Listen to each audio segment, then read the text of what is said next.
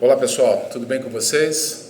Para quem ainda não me conhece, eu sou o professor Rodrigo. Hoje eu estou aqui a pedido da Miss Juliana para trazer um pouco mais de informações a respeito da tragédia que vem ocorrendo no estado do Rio Grande do Sul, dentro da perspectiva da geografia, para ajudar vocês no debate em sala de aula, que se porventura os alunos questionarem, trazerem aí as suas dúvidas, que vocês estejam um pouco mais aí atentos a essas informações, a esses dados, que ajuda a entender por que esse fenômeno meteorológico acabou arrasando ali a região do Rio Grande do Sul. Não vamos entrar em tantos detalhes, principalmente na ótica da esfera política, né, que lamentavelmente nós estamos acompanhando muitas fake news, e isso também vem atrapalhando, inclusive, o trabalho de resgate e de arrecadação de fundos para a reconstrução e apoio à população local, bem como não dá para abordar também as questões que poderiam ser desenvolvidas ao longo dessas últimas décadas a respeito dessa tragédia que poderia, de alguma maneira, ser evitada, tá bom? Então, dentro da esfera da geografia, como que a gente pode explicar o que vem acontecendo na região sul? Então, primeiro, a gente precisa lembrar que nós vivemos num país que é tropical. E essa nossa tropicalidade, ela vai trazer, obrigatoriamente, uma distribuição de chuvas que vai respeitar, né, cada um dos locais do Brasil, no caso são as regiões, com uma maneira distinta. Então, tradicionalmente, a região sul do Brasil, ela é encaixada dentro do clima subtropical, que é um tipo climático que, quando estava funcionando de maneira adequada, existia uma distribuição mais homogênea do volume de água ao longo dos 12 meses do ano. O que a gente vem percebendo dentro dos estudos atmosféricos e também da perturbação provocada pelo aquecimento global, que de fato vem ocorrendo com mais intensidade, é uma distribuição totalmente irregular dessas chuvas. Então vocês vão recordar, né, que em outros lugares do Brasil nós também tivemos tragédias ligadas ao processo de alagamento, de inundação, também de deslizamento de terra. Se vocês estiverem com a memória aí fresca, em 2011 nós tivemos a tragédia em Teresópolis, né, que ultrapassou aí, se eu não me engano, milhares de mortes. Nós tivemos em 2022 as inundações no Recife e também no estado da Bahia, registrando aí inclusive centenas de mortes. Esses noticiários que nós vamos verificar no sul do Brasil estão ganhando mais espaço, mais relevância, principalmente pelo volume de cidades atingidas e, ao mesmo tempo, pelo efeito da enxurrada que essas cidades acabaram recebendo, destruindo, inclusive, aí, muitas propriedades e arrasando, inclusive, cidades que provavelmente terão que ser repensadas no processo de ocupação do espaço urbano.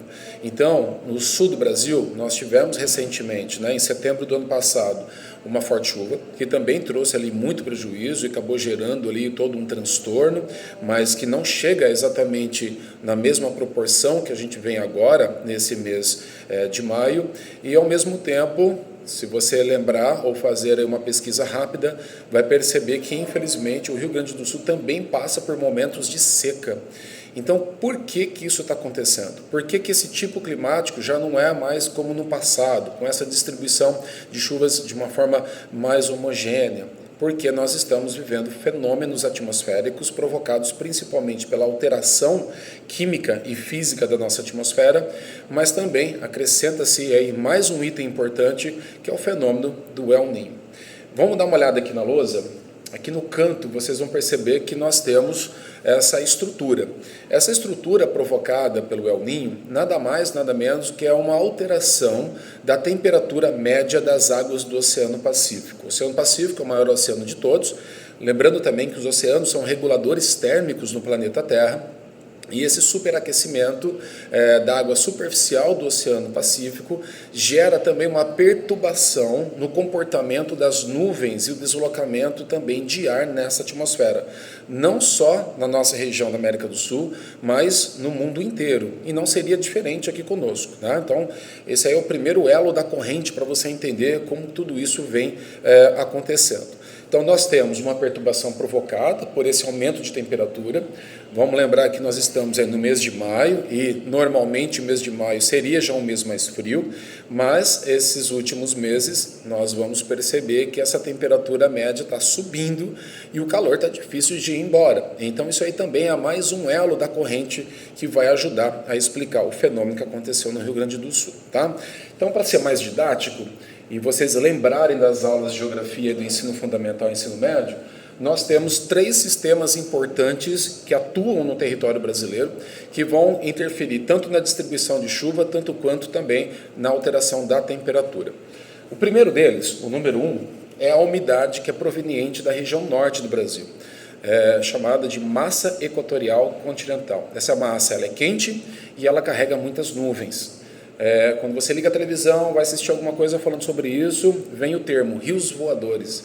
Então, é uma corrente de ar quente e úmida que sopra da região norte e consegue percorrer pela América do Sul, entrando aqui pelo Chaco do Paraguai, atingindo os estados ali do nosso sul do Brasil.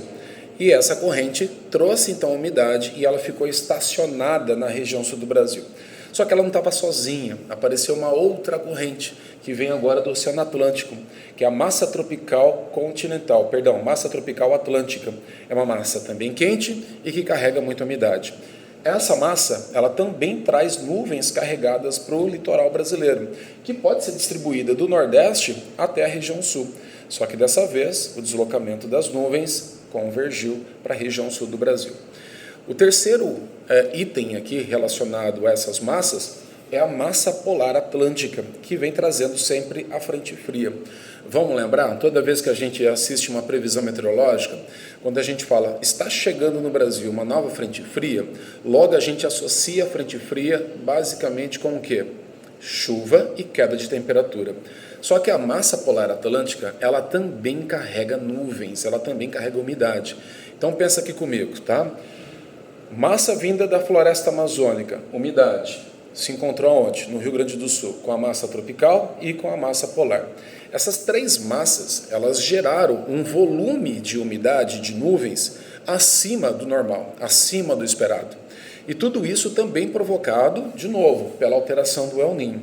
O quarto item que vai ajudar a explicar por que a chuva ficou parada no Rio Grande do Sul é você lembrar que nesses últimos dias nós tivemos uma nova onda de calor que tomou grande parte do Brasil, em especial a região sudeste, a região norte. A partir do momento que essa onda de calor ela ocupa o território nacional, significa que a massa polar atlântica ela não consegue romper essa barreira de ar quente. É como se você tivesse aqui literalmente, né, uma mão representando a massa de ar quente e uma outra massa chegando com uma temperatura mais baixa e carregando muita umidade, querendo romper. Se você tem um equilíbrio ali dessas temperaturas ou da força dessas massas, essa aqui ela rompe a camada de ar quente e ela dá continuidade, fazendo com que essa chuva seja distribuída ao longo da superfície do território nacional. Só que, infelizmente, essa barreira de ar quente ela é tão poderosa que ela impediu, basicamente, que essa massa, trazendo umidade lá do sul, conseguisse se deslocar. O que acontece? Ar quente com ar frio, quando as duas se encontram, você tem o que nós chamamos de chuvas torrenciais. Chuva torrencial, pessoal, é aquela chuva que está acima da média calculada e esperada para aquela região. Vamos pensar em termos matemáticos, é uma relação que vocês, professores de matemática, também podem fazer com seus alunos. Em 1 metro quadrado, a gente mede, por exemplo, aqui em Bauru, numa chuva super comum, super tranquila, está esperado cerca de 7, 8, 9, 10, 20 milímetros de chuva para o nosso dia. 20 milímetros em 1 metro quadrado representa basicamente 20 litros de água. Para você fazer uma comparação também, na região sul do Brasil, durante os 365 dias, é esperado que chegue aproximadamente, é a média do estado, tá? 2.000 milímetros de chuva por metro quadrado, isso distribuído no ano inteiro. O que aconteceu lá nos dias 3, 4 e 5, que nesse período, algumas regiões chegaram a receber 650 milímetros, Ou seja, nós temos aí basicamente, né, agora de cabeça eu não consigo calcular, mas 30% a 40% de toda a chuva chegando concentrada de um ano num período de 3 dias. O que acontece? A combinação da água que chega até a superfície com o tipo de relevo que eu vou mostrar para vocês agora é a receita para a tragédia, é a receita para a fatalidade. Tá? Então esse primeiro ponto é entender como que a dinâmica dessas massas de ar vão convergir para poder levar a chuva além da média para essa região. Tá bom? Vamos lá, vamos dar sequência aqui olhando para o outro lado. Se você tem chuva além da média, você precisa entender aonde que essa chuva está chegando. Se você tem um terreno cheio de aclives, um terreno, por exemplo, com serras, significa que o seu risco aí é iminente ao deslizamento. Se você tem um terreno muito plano e muito baixo, o risco é receber esse deslizamento, se ele for vizinho dessas áreas mais altas, mas principalmente de você gerar o que a gente chama de inundações. Outro vocabulário importante, enchente e inundação, são duas coisas diferentes. Enchente é o volume natural de água que chega no rio e que chega então até o seu limite, até a sua borda, até a sua margem. Quando esse volume de água ele passa o cálculo ali natural que essas margens conseguem suportar e começa a escoar em direção às margens, tanto direita como esquerda, aí nós temos os processos de inundação. E o alagamento é quando essa água acaba atingindo lugares que previamente não deveriam acontecer, mas que infelizmente por conta da altura, topografia ou altura do volume de água acaba sendo atingido, tá bom? Como é que é a geografia da região sul do Brasil? A gente tem que lembrar que o Rio Grande do Sul ele tem 3 tipos de relevos comuns, né, que são os fundos de vale, as serras e as regiões também de planície, que são as regiões mais baixas, como é o caso lá de Porto Alegre. E aqui a combinação ela foi fatal para que isso acontecesse. Então, a região mais atingida do Rio Grande do Sul foi a região próxima ali ao Vale do Rio Taquari e a região de Porto Alegre, que é uma região muito baixa, cercada por áreas serranas, né? A Serra Gaúcha, vocês já ouviram falar, ali na divisa entre Rio Grande do Sul com Santa Catarina. Só que Porto Alegre está mais ali ao centro, voltado para o litoral do Oceano Atlântico. A partir do momento que essas cidades como Mussum, Eldorado, Canela, Canoas, Porto Alegre, elas foram construídas dentro de um ambiente que nós denominamos como fundo de vale. O que é um fundo de vale? Dá uma olhada aqui nesse esquema que você vai conseguir perceber o V, tá? Áreas mais altas, que são as serras, que vão dar origem basicamente aos fundos de vale. Os fundos de vale, eles são construídos basicamente por um processo de erosão dessas chuvas que aconteceram nos últimos milhões de anos.